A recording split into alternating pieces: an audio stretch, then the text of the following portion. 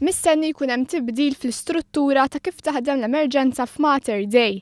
Għal dan is-Segretarju Parlamentari għas-Saħħa Chris Fearn meta ltaqa' mal-Union Maltija tal-Infermiera u l-Qiebel l-MUMN. Is-Segretarju Parlamentari Chris Fearn qal li fil-jiem li għaddew intlaqgħu proposti li ħarġet bihom l-MUMN fosthom il-bidliet fl-emerġenza.